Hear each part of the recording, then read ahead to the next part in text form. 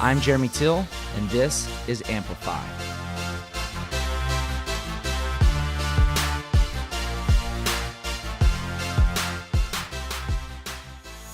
Erin and Kara joining us today with Blenders and Bowls, an Austin hotspot down here by Wanderlust Yoga, and recently opened their second store in the Bee Caves area in Westlake. And so I know they have a third on the chopping block here in the east side. So 3 hot areas in Austin that they've been getting involved in. Awesome story of friendship turned entrepreneurship and going strong to date. So excited to share their story. Let's get to it. Cool. So Erin and Kara, how are you girls doing? Awesome. Awesome. Good. Well, I know y'all just opened y'all's new shop a month ago. Couple months ago now. Yeah. Couple months? Yeah, we're a couple months in. Time is So flying. number one, I'm super appreciative of y'all coming in. I know y'all are business owners, so y'all super strapped on time and all that good stuff. So super appreciative of y'all making some time for us today and Thanks having for y'all having in. us. Yeah. So we're just going to get really started out, like I was sharing with you earlier, about y'all's story, you know, and we can start out kind of with Blenders and Bowls and start with that. Then I'm going to kind of even get into where y'all grew up, because it sounds like it was Southern California. Mm-hmm. Now, did y'all grow up together? We did. Okay, then we're just going to start there. Yeah. Cool. So tell us about, y'all's friendship and what brought y'all to today. I was born and raised in Santa Barbara, California, and then Kara moved there. When did you move to Santa Barbara? When I was in 5th grade. Yeah, we didn't know each Texas. other then, but in junior high we met, and then we started playing soccer together, and I think that kind of brought our friendship closer together. Sports tend to do that. Mm-hmm. But we started becoming really good friends in high school, pretty much from 9th grade on. Our good circle of friends, it was only about 4 people deep.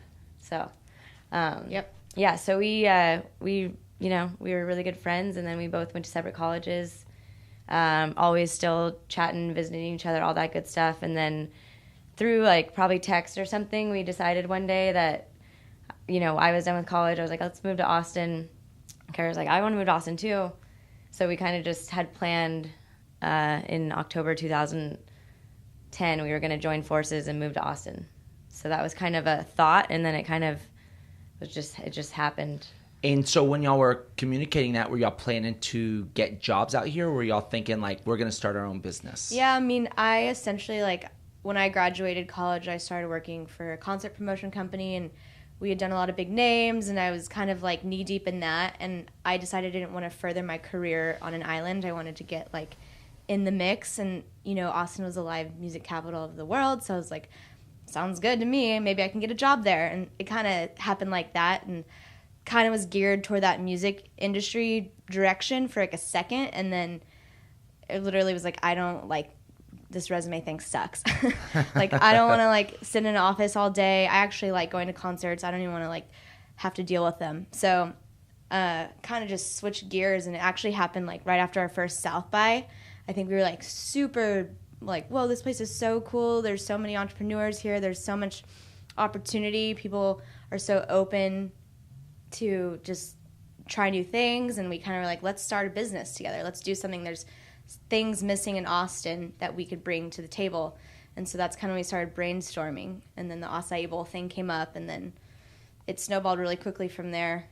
Yeah. So before we get into that story, just kind of coming back to the foundations of your parents, mm-hmm. and I'm interested to their stories. What did they do for profession and all that?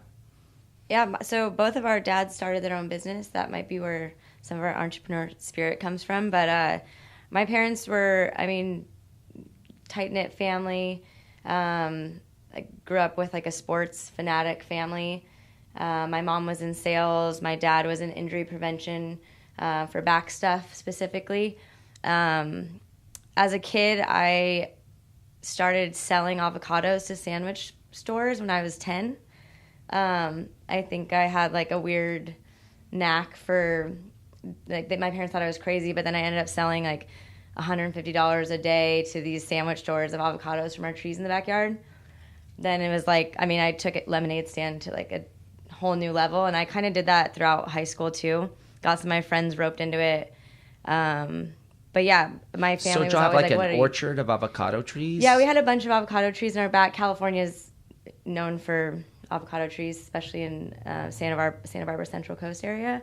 But yeah, I started doing weird stuff like that as a kid, where I was just trying to make money. I always had like stashes of money in weird places, and I think my parents just thought I was, I don't know. Yeah, they didn't really think twice about and that's when I think about entrepreneurs. I really believe that entrepreneurs is a spirit and kind of an energy of a person, and there's entrepreneurs and there's not entrepreneurs. And then there's, managers and business-minded people that can operate businesses, but entrepreneurship is a very natural, It's a different brain, and you can't really, I don't know how to like explain it or anything. I think it's just, why was I 10 and selling avocados to sandwich places around town? I don't know, but I was just carrying a little box around, asking people if they want to buy, $2 avocados off a 10-year-old. So I don't know, like that's just something I felt was what I should be doing at that moment in time. Yes. Climbing trees too high and all that stuff. But yeah, it's definitely it's just in your head. I think it's definitely a natural thing. Yeah, it's like your DNA. So we'll come back to that because I want to talk at the end of the podcast about entrepreneurship. We'll talk about you girls in that specific category. But so how about your parents? Well, I had gone to 8 different elementary schools by the time I got to 5th grade. So I was moving around a lot as a kid. And I never had roots anywhere. I was just like, as soon as I got comfortable in one place, we were moving. So that was kind of my childhood for a while until we moved to California, and then we settled down there. We were there for a year, and I was like, okay, when are we moving? And it just was like, I was so happy there, and I really didn't want to move. And my dad, he was in the oil industry. He essentially got laid off from his job in Santa Barbara, and then I think he just had enough of it. He was like, we're not going to move. Like, I'm going to start a business. I've always wanted to. I have ideas. I have inventions. I have things I want to do. And so I literally watched him struggle, and we had a little side house that used to be an old recording studio that leaked. Like, my parents had to get on the roof, and we had to sweep the roof every time it rained because it would just leak everywhere. But it was as a kid, I didn't appreciate it as much, but I mean, we struggled as a family to survive in Southern California, and he grew his business, and he overcame a lot of things. He had a huge lawsuit that happened right at the beginning that could have put him under, but he didn't give up on it. And so I grew up with that essentially, and I appreciate him following his dreams and being like, I'm keeping my family in one place and we're going to do this. And, we were all kind of in it together. And as a kid, it was like, wow, okay, like I didn't really know what was going on. But like as I've grown up and as I've seen his business be so successful, and like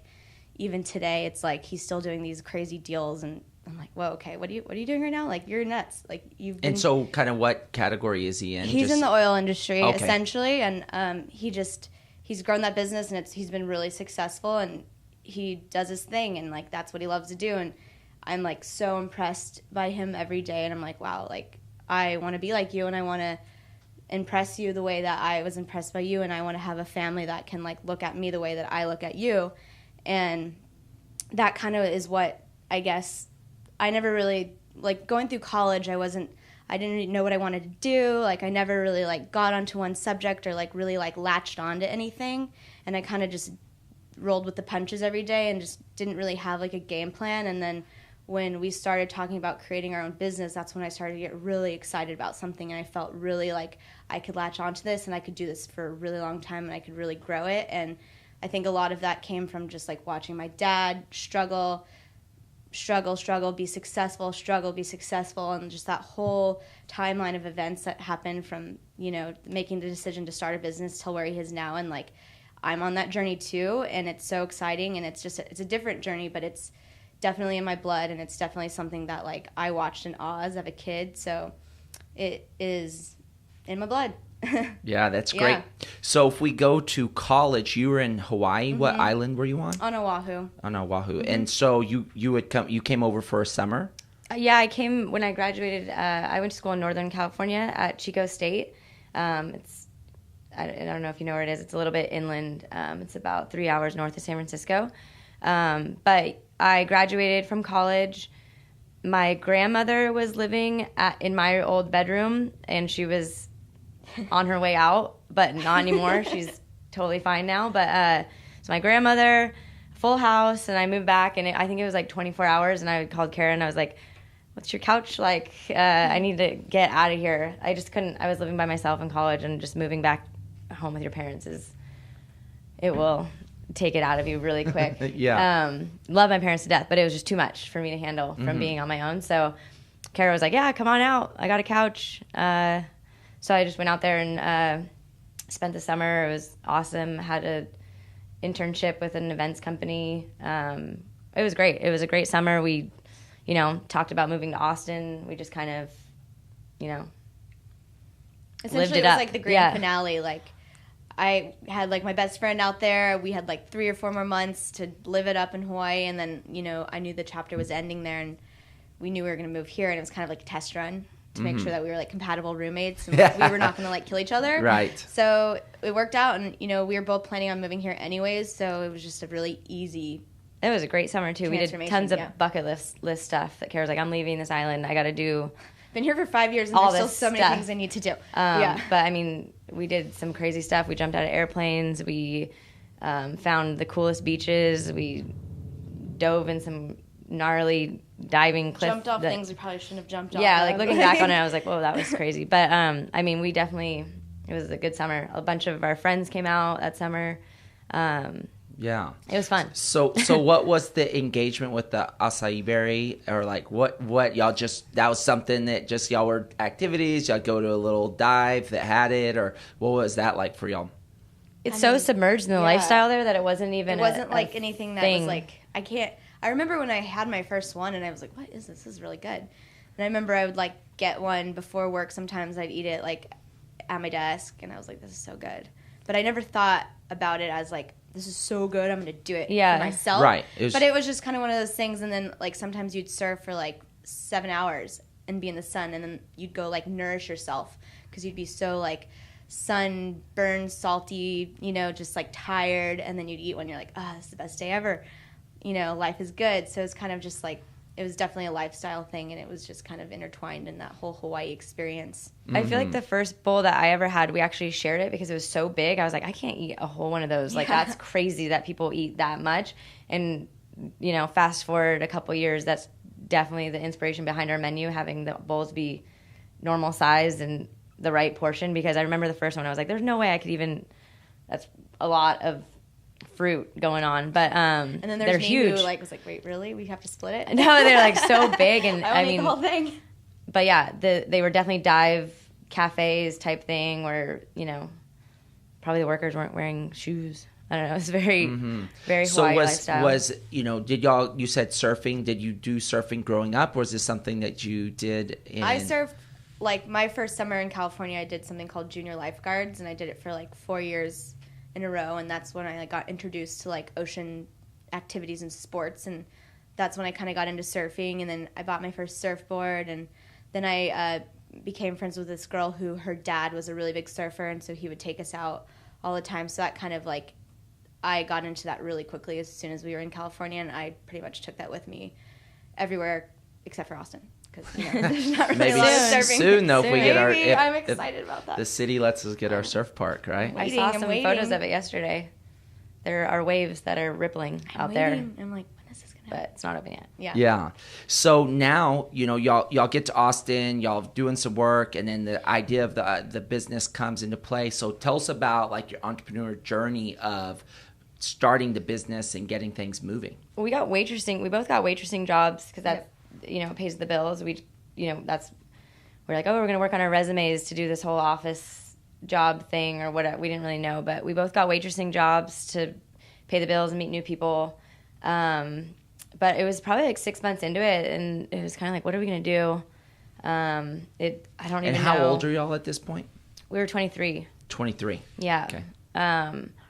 But yeah, I really don't remember what happened. We were talking, or what happened was we went to go look for one. It was like a morning one day, and we're like, let's go get a bowl somewhere. And we Googled it. We drove to a place up north. We went to Whole Foods. We went to Mr. Natural. We went to all these places that said they had acai in their menu, and we were eating them. We're like, this isn't right. Like, this isn't what we were thinking.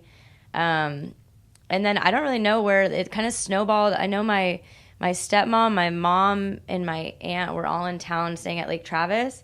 and we were out there and we were talking about it, and it was like there was something being talked about.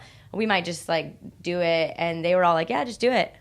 Like no one ever said like don't, like no one ever was like don't do that. And then the name Blenders and Bowls came out, and I was like, all right, I guess we're gonna open a food truck and do acai bowls. And if you actually rewind a little bit back from that, like Erin and I we were always talking about like, God, we need to do something. Like we actually wanted to open our own babysitting company at first. Yeah, we were gonna do we're gonna babysitting. open a babysitting company. We're just gonna hang out with kids all day because like that sounds cool.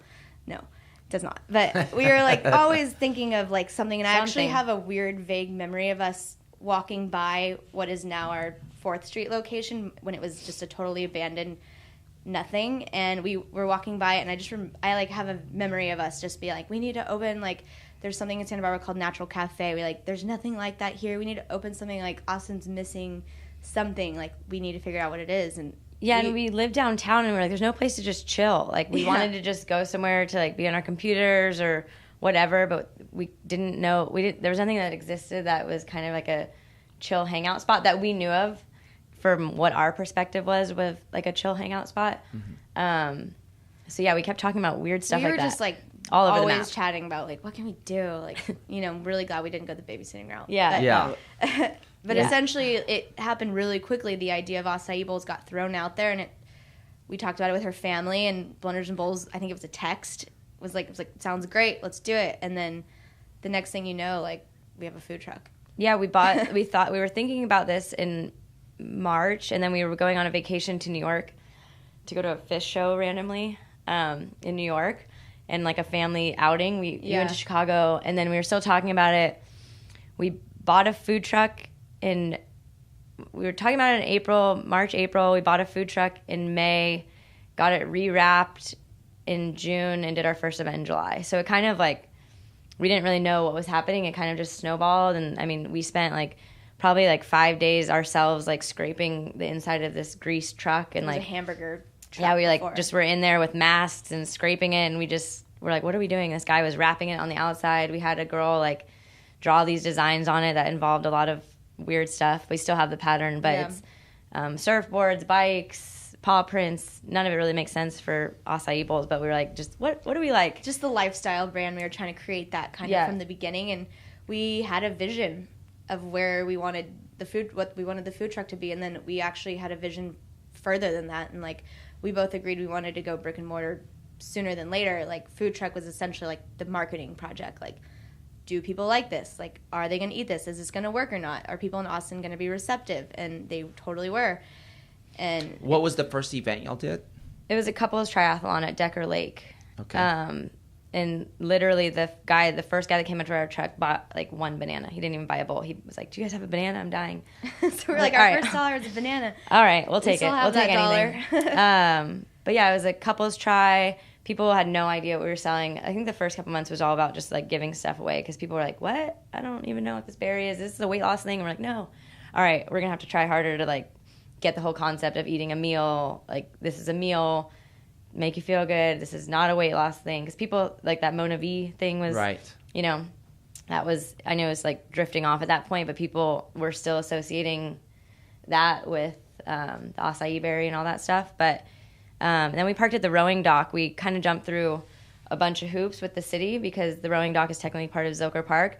So we built a proposal, you know, basically it had to do with, we're going to recycle, we're going to keep the park clean, we're going to do our part, people are going to be stoked, they're waiting for 2 hours, we're going to feed them yummy stuff while they're waiting. So they're like, okay, cool. And then Susan, who owns the rowing dock, was like, yeah, that sounds great, like, let's do it. So that was kind of before, like, we kind of did something that was off the food truck scale, like, or the path. You know, people are like, I'm going to park on 6th Street. We're like, well, no one's going to eat an acai bowl at 2 a.m. So we kind of went the opposite route. Parked at the rowing dock. It was awesome. It was exactly what we pictured. Like, people were, you know, posting their boards up on our food truck while they were waiting for a bowl. And we were like, wow, this is like exactly what, you know, there was this old couple that was super awesome. They were like, can we bring these boards out, or the bowls out on the boards? And I just remember like taking photos of them. They were like kayaking, and like, then her husband was stand-up paddling with a board in his hand, or with a bowl in his hand. I was like, all right, this is cool. This is what I was picturing, but still more marketing research. So from a business standpoint, did y'all self-fund the truck? Did y'all get a loan? What was y'all's initial investment to get the whole business going? Our parents. Yeah, our parents gave us some capital They to buy the essentially truck. said, this is your grad school money. Yeah, they're like, okay, you guys aren't, if this is like Yeah. for real, you guys, this is pretty much, you guys, if this is serious, you guys are going to take this as like a huge project. But they gave us money to buy the food truck, which was, at that point, it was not a lot of money to buy food trucks. But I think the capital wasn't a lot. It was just us two working. We bought some minimal equipment. We called so many people that were random. We would call people in Hawaii and be like, what's up with, like, tell us your pain points, tell us this, that, and the other. Like, we spent a month working on a menu in our kitchen, and we didn't really know anyone in Austin, so we were just like inviting people that we had met at a bar or people that we worked with. We're like, hey, you want to try something? And we just had Kara made like a little sheet, and it was just like, cool, yes, no, tastes bad. Like, we just wrote it down. We had this huge purple binder, and I think that cost us a couple $100 to do that. Like, it was pretty low on the budget for starting the food truck. Mm-hmm. But it's crazy to think back, like, in that kitchen, in that tiny little apartment, like, we essentially created the menu that we still have today. Yeah. Like, we've added on to it, but, like, the base of that menu was created in that kitchen, and we had no idea what we were doing. But we somehow figured it out, and we perfected it, and we think we have the best acai bowls. And we've even had people tell us, like, I'm from Brazil, and this is better. Or, like, I lived in Hawaii, I ate at the places that you guys ate at, and this is so good. Like, so somehow we figured it out there, and it's crazy to look back at, like, what we were doing and how we did it and how we actually got the product that we have.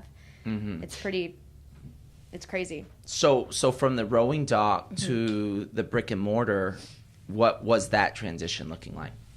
We were doing a random route. We didn't really have we built like a breakfast lunch truck route to different office buildings. Yeah, like my brother's building up north. We went to T3, and we were kind of, Twitter, we were pretty weak on the whole, this is our route. We just kind of did whatever we felt like, it's hot out, let's get out there, or whatever. We didn't really have we just kind of drove around. So y'all were mobile. We were just cruising around town with our big yellow truck, teaching people about acai bowls for a good portion of time. I think it was about 5 months, and then these two girls were opening Wanderlust, and they came to our truck at T3, which is off MLK, and they were like, oh, they had a bowl, and then they walked away, and they came back, and like, oh, we have a little cafe inside of a yoga studio that we're opening downtown. Would you guys want it? Are you guys interested? We would love to have a local concept, and this seems like it'd be a perfect fit for yoga clientele or whatever. And Kara and I were like, okay, like, sounds too good to be true. You said inside, downtown, like, that's great. It's not a mobile kitchen. So that's when, like, we kind of started getting the wheels turning about that. And then it was a total of 9 months from the couples try to us opening the cafe downtown. And at that point, we kind of were over the truck. We did a few things here and there, but it was, barely much. We did some events. We did the gypsy picnic, but that wasn't even with the truck. On campus for 6 months. Yeah, that's true. We did a little bit of that. But we were so stoked to be not in a mobile kitchen at that point. It's essentially like the consistency. It's like we can just be in one place and everyone can just find us right here, and it's like we don't have to tweet out our location every day, or like it's just like, okay, cool, we have like a consistent place that we can just sell bowls and just be here and grow our business. And that was kind of like, we knew we wanted to do that from the beginning, so it was kind of like really great that we did it within less than a year. Yeah, and so that was 2011? Yeah, yep. April 2011 we opened, April 2012. So July 2011 was the couples try, and then April 2012 was when we opened downtown inside the yoga studio. It was definitely a slow start, though.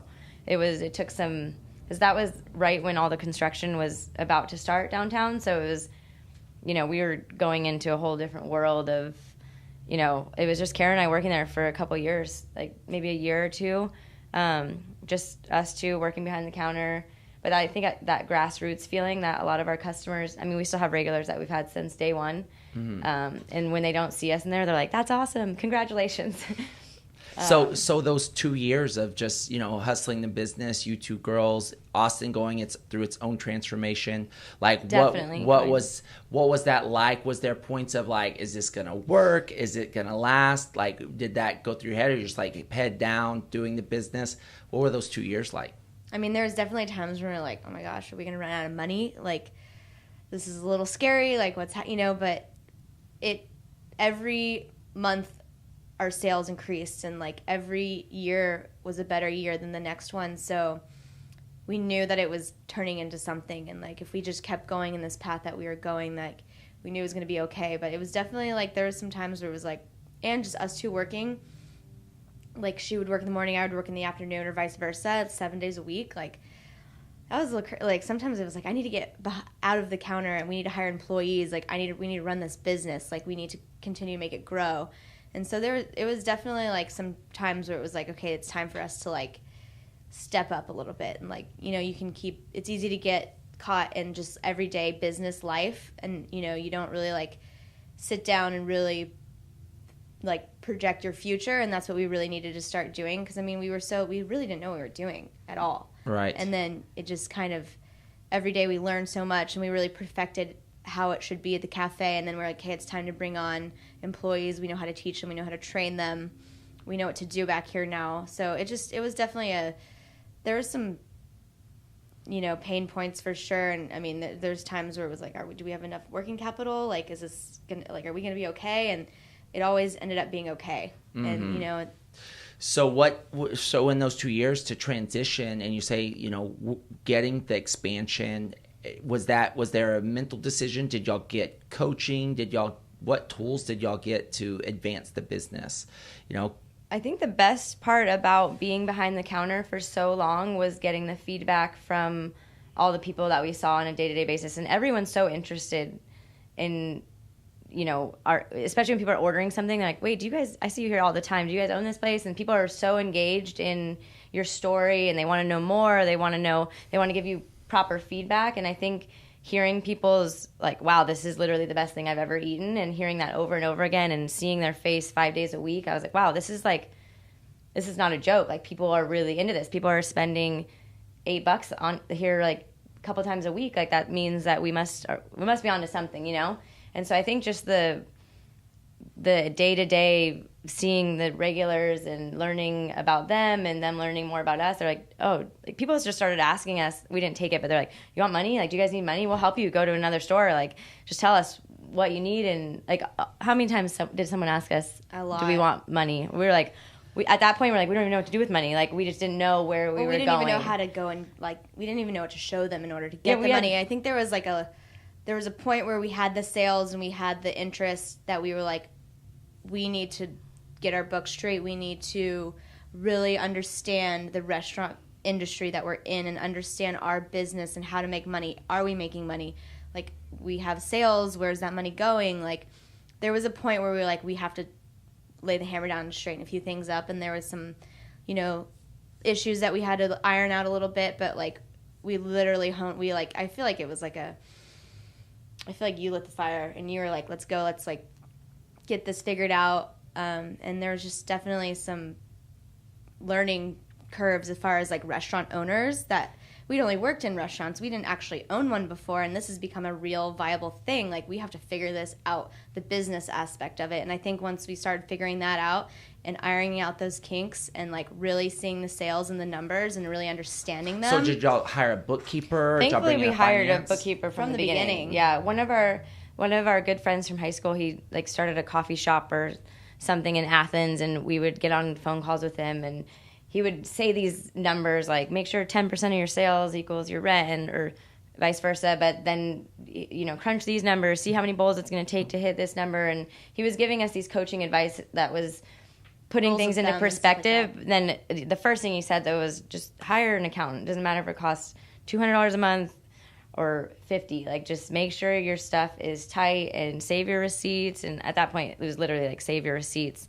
Kara had a huge binder of like receipts on papers, but like, it was, you know, thankfully that was from the beginning, that we had all that stuff documented, so we can look at, okay, how much did we spend on equipment? How much did we spend on labor? Was zero, but how much did we spend on food or whatever? It was easier to crunch numbers because we had all that info from our accountant. Look at the sales. We grew X amount of percent in that year, or whatever the case may be. But yeah, I think from the food truck to the yoga studio, it was there was nothing that was like, okay, this is complete. Not to say that it wasn't amazing, but being in a shared space with another business, they were essentially our landlord. So we didn't really have, it was awesome. That's our home forever, but you don't really have the reins to do whatever you please, like decorate paint the wall black if you want to. We would never do that, but do whatever you want. You could paint this whatever color, put up a poster here, have whatever hours you want to have. Like, we never really had that experience where like this is our own. So I think from day one, brick and mortar meant for us like starting something from ground up, like completely decorating everything, doing whatever we wanted, setting up the kitchen however we wanted, or however that may be. So from being inside the yoga studio, I think it's always in the back of our head, like we need to have our own spot, our own standalone place. And being in Austin, that is not easy. I think we started looking in 2013 maybe, and it wasn't until this last year, or yeah. So I want to come back time. still to what Kara said about you kind of cracking the whip. And so I don't even know. I feel like, because I knew nothing, and you were the business major. Yeah, I don't really know I don't know. So when you say that, did her attitude change? Did she get laser focused? Was she like, okay, like what in your mind? In my mind, I feel like we were kind of floating along, and then all of a sudden it was like, we actually hired somebody to help manage the cafe who had kind of some more experience, and she was like, these things are wrong. And I think we just kind of like started working on like our food costs, and like, why do we have so much inventory? Like, where's our money going? Like that kind of stuff, and just kind of crunching numbers and really understanding the numbers of our business. And I feel like when we hired her, that helped a lot. But in my mind, I remember Erin just being like, this is what we need to do. This is how we're going to do it. Like, this is, like, I'm like, okay, what are we doing? Like, I need to catch up here a little bit because I need to learn how to understand these things. And, I feel like I know so much more about running a restaurant and how the numbers are supposed to be that I could essentially do it again, like with another restaurant. But it was definitely like, in my mind, there was a point in time where the whip got cracked, and it was just, we have the sales, we have to figure out where this money is going. How do we, if we want to have investors, if we want to grow our business, we have to show our numbers, we have to show our sales, we have to have them look good. In order to do that, we have to fix these things, we have to iron out these kinks, and we have to run a proper restaurant. It can't just be like us two behind the counter. It needs to be like an actual viable business, and we have to be able to put that on paper. Right. And so that's kind of, for me, I remember being like, whoa, what are we doing? Okay, cool. We're doing that. That makes so much sense now. Let's just go. go. Yeah. And so y'all saw, what impact did you see on the business? Just things got busier, I think, in general. With everything was getting busier at one time. The yoga studio was getting busier. Like, the construction subsided a bit. There was 9 new tall buildings around. Foot traffic just became a point. One day I feel like I woke up and it was like, whoa, there are a bunch of people here. There's people in line. We need to hire more people. We need to get this tightened up. Like, things just need to be, this could work, basically. But I think there's a point in every entrepreneur's head, or anyone who owns a business, you just have to go, and you can't really think about it. You just have to, like, do it. And I think that's how you start a business. That's how you keep going forward. You just don't really, obviously you have to have all your ducks in a line, but if you think too much about what if this happens, or what if this happens, like, this could go wrong, and I feel like that's never going to be, I don't think that's the mentality of moving forward. Mm-hmm. And I also think hiring people that are skilled in different areas that are better than yours, like, your ego has to be left at the door 100%. You have to hire people that are better at organizing than you are, or better at Excel, or better at time management. Like, I know my flaws, and I feel like hiring someone that is exceptionally good at that, I'm like, that's the best news I've ever heard. Your time is... If only we could, like, clone those people. Yeah. But I feel like, we just hired another manager where I'm like, her time is, I feel like, more valuable than my time. I'm like, yes, you are, that's awesome. That, just skill sets that are exceeding what I have in my wheelhouse, or Kara has in hers. I feel like those are the type of people, like, building your team is really important. Our employees have been amazing. Some of our employees are still with us from, like, 3 years. They're loyal and dedicated to our business beyond, even I don't think anyone would ever imagine people sticking with a mom and pop cafe inside of a yoga studio for so long. But a bunch of our employees started working at Wanderlust, and it's kind of this coexisting habitat where it's just so amazing because everyone is just working for the whole group as a whole, which is I think is awesome. Mm-hmm. So kind of transition, y'all. You say the whip got Well, essentially, we knew we wanted to grow, and in order to grow and like really like how are we going to get taken seriously? Like, if we're going to grow into another space, who's going to take us seriously? So essentially, the whip got cracked, and we figured that out, and we became good on paper, and we improved some things behind the counter and all that stuff. Yeah, one of our regulars, she was like, "Oh, my boyfriend's now husband's a broker. You guys should sit down with him." So we took a few meetings with him. Started looking at places around town pretty early on, doing a bunch of random, we could see ourselves there, whatever, and kind of got the ball rolling in the whole concept of what is it like per square foot, but brokers, they ask you questions like, what are your sales, how much have you grown, like show us your menus, like because we need to present per square foot, we need to present these things to the landlords of the complex or whatever. So that's when you kind of start thinking like, oh man, like people take us seriously, we need to show our numbers. But the best part about the yoga studios were so small and our sales were great, so our numbers looked awesome, really good, which was great. It got us a foot in the door at least. We definitely lost some spots to Juice Land along the way. We've lost some spots to other stores that have a little bit more, experience and stuff. We essentially were down to the signing point of opening a store in the Rock Rose development at the Domain. And that was like the first, we went through the whole process. We had a lawyer, we went through the lease, we did everything up until the very last minute. And then it was actually me, I had kind of freaked out and I was like, I don't want to sign this lease. I don't feel comfortable. And so we didn't. And I don't regret it. But that was the first time we actually went through the whole experience of this is what we have to do in order to get a space. And it was a lot. And we lost $10,000 on, lawyers and the whole thing. But so tell me, and I know you were talking about your East Side location that's been building out, or the property's been built, but y'all recently opened y'all's Westlake location. Yeah, that just swooped in. It just went, whoop, all right, you want to open in Westlake? Let's do it.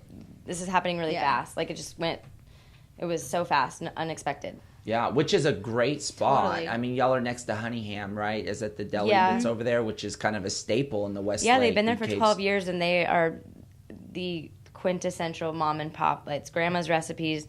All the kids work there. The dad is family run business. It is just family run to the T, and they are awesome, great neighbors. Mm-hmm. And so, in getting that store, so I want to go back to like you pulled out of the Rock Rose location. Was that a gut intuition? It was a gut thing, and I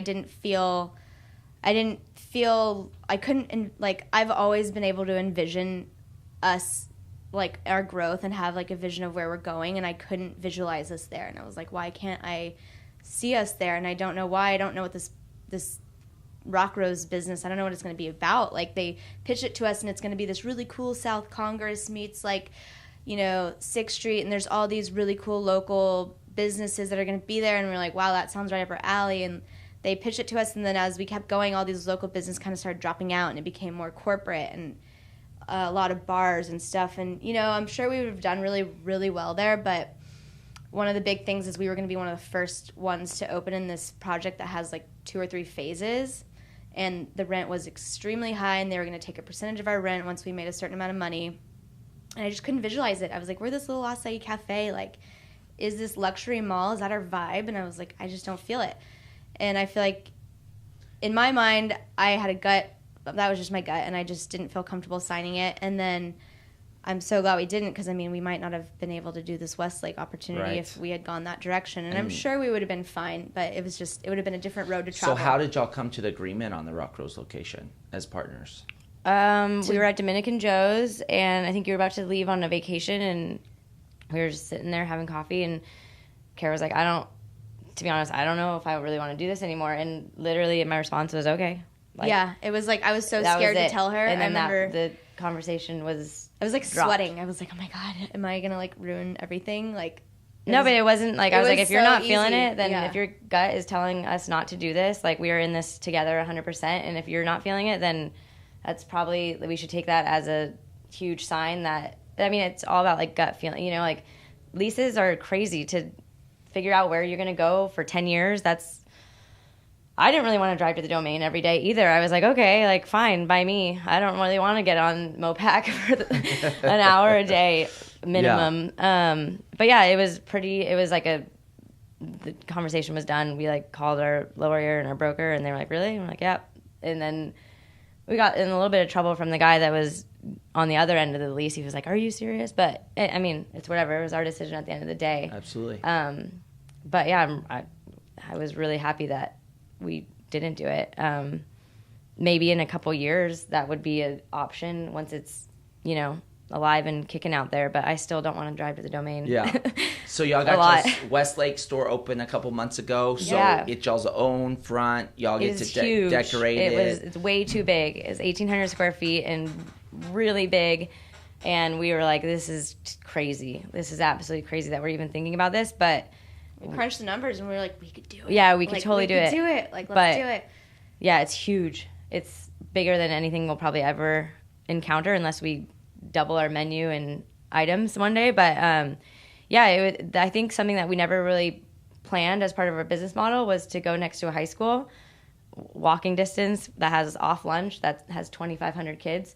Like we put something on Instagram the day we did our soft opening, and literally within 20 minutes there was a line out the door of high school kids, and we were like, whoa, this is about to happen. Like this is about to be like the high school trendy spot, which is cool. It's awesome to see that they're really into it. But yeah, it really took off as soon as we opened.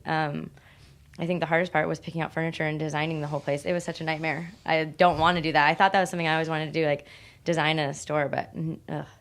Yeah. Designing the kitchen was tough too. It was, I mean, the whole thing, like doing something, you know, our biggest project being our first one to design was, you know. It feels so much more comfortable and easy doing the East Side now. I'm like, I don't even have to think about it. Yeah. This was like it just took over everything. Just like, what are we going to do? Westlake, are we doing this right? Like, scary. Like, it was scary, and now that it's done, we're like, this works, it's great, it's fine. There's still things I'm like, I hate this, but people walk in, they're like, this is beautiful. I'm like, really? Okay, well, I mean, if you think it's awesome, then I guess you just have to go with what people... it's just nice to have it, like, under... You're just nitpicky as a business owner. You're like, oh, that bench is 4 inches too high. Yeah. Like, you know, like, there's just little things that you think about, but... No, it turned out great. I'm stoked that we are in Westlake too. It's a great community. It's definitely different than Austin. It's definitely different than downtown. Totally different.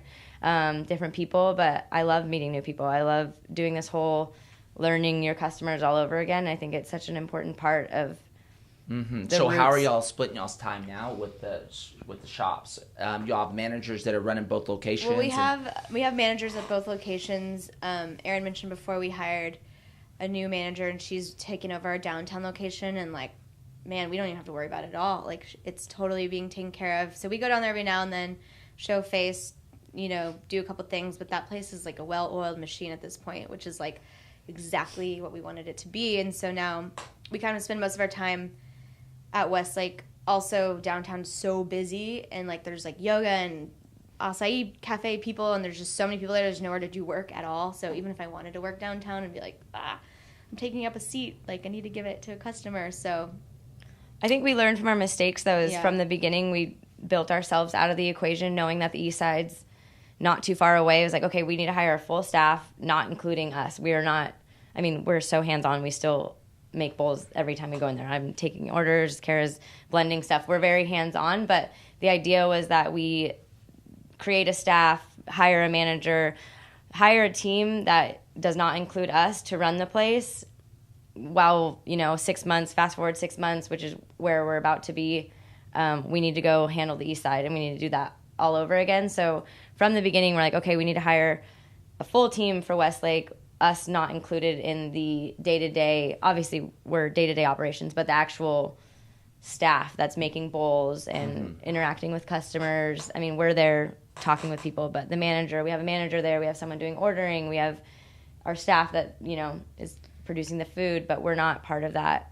So a lot of our time is spent, like, we're there, and, like, yes, we are behind the counter, but we also spend most of our time, like, doing the back end stuff and just, marketing and growing the business and planning the east side and planning what's our 5-year plan. Everyone keeps asking us, are you going to franchise? Can you open here? Like, we're like, oh my gosh, like, we need to start planning. Like, essentially our vision has, like, come to fruition, and, like, now what? Now what do we do? So that's essentially what we're splitting our time doing, is just kind of like day-to-day back-end stuff and like future planning. And there's been so many projects that we've thought of. Like, we're doing something next week. We just launched this it's called Blended, and it's a fitness and nutrition program that we're doing. So we're offering it free to the public. The nutrition is going to be like a 101 basics nutrition class. The next day we're doing a boot camp at Westlake High. So like these types of things where we can get involved with the community, offer free stuff to the community, kind of dive into Westlake, also we've always been associated with the fitness community being inside of the yoga studio. So that was kind of an easy angle that was given to us, whether it was just, we're inside of a yoga studio. We're automatically associated with fitness and wellness, even though that's what acai bowls are all about, because it's a well-rounded meal. So that's something that we've always known, that we want to grow this business into a lifestyle brand and create something that's more encompassing than just selling a bowl to someone. We want to create a community that's all about living a really balanced, healthy lifestyle, whether that's, working out, whatever it may be. Like, that's why we have our bowls are offered to anyone with any dietary restrictions. Like we do paleo, gluten-free. Like, we try to be well-rounded, and I think that's something that we have a lot of opportunity that we can do now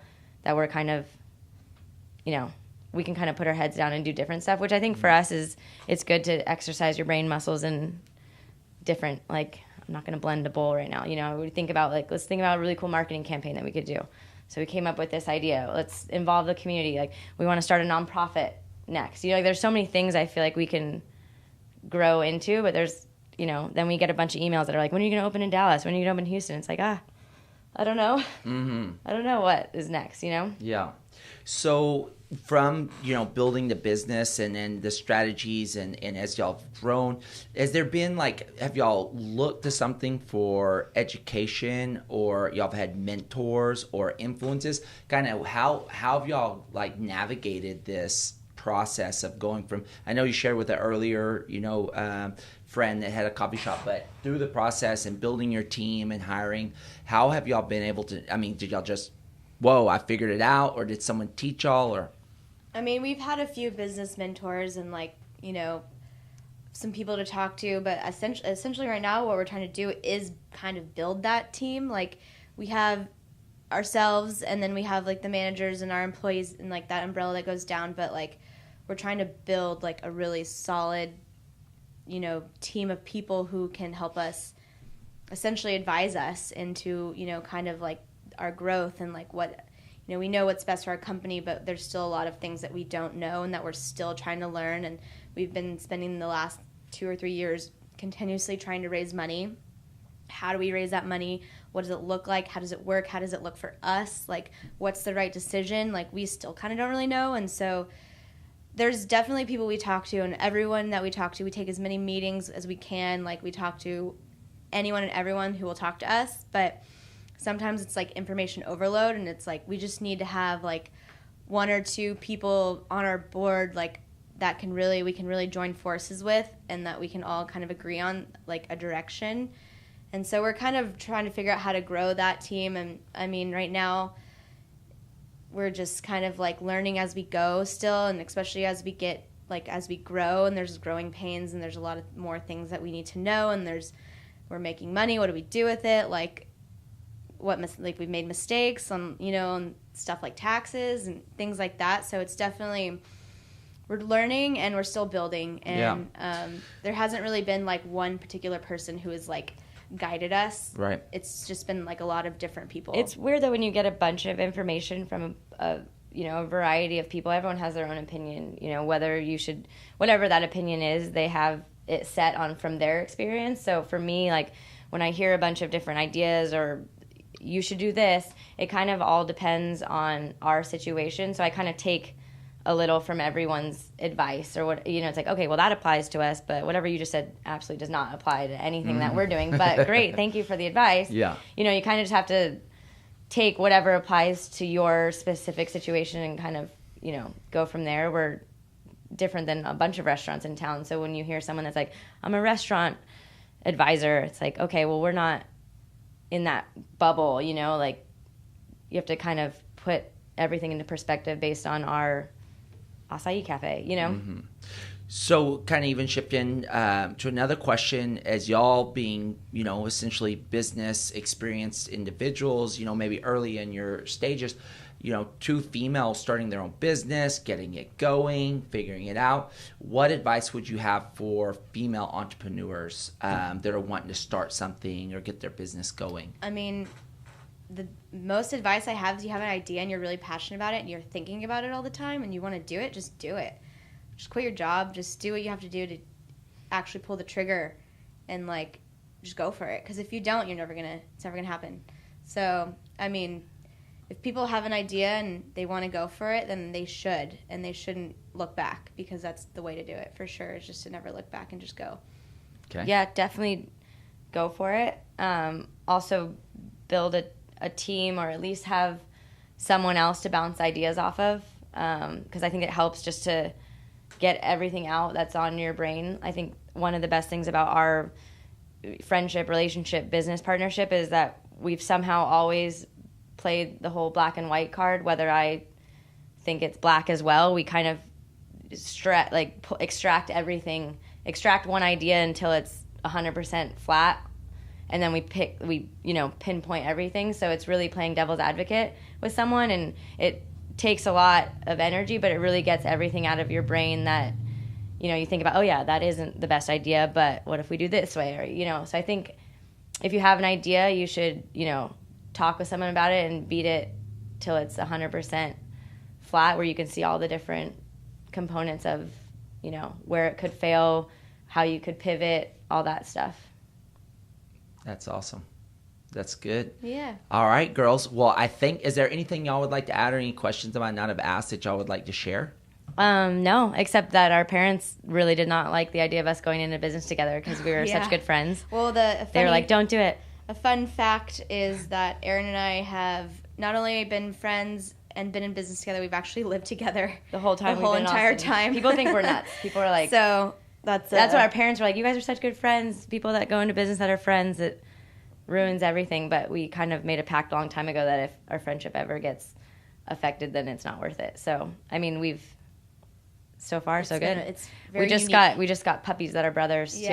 So so we're stuck together. Yeah, we're stuck together for a while. But yeah, I definitely think choose your partners wisely. But if you have a good gut feeling, then it doesn't matter if they're your best friend or spouse, or we're not married, but it doesn't matter who they are. If you have a good feeling about it, just go for it.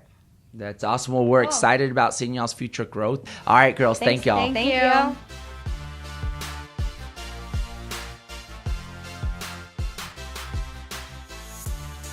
Thank you so much for joining us on the Amplify Podcast. You can find more at theamplifypodcast.com. Our social links to Facebook, Twitter, and Instagram.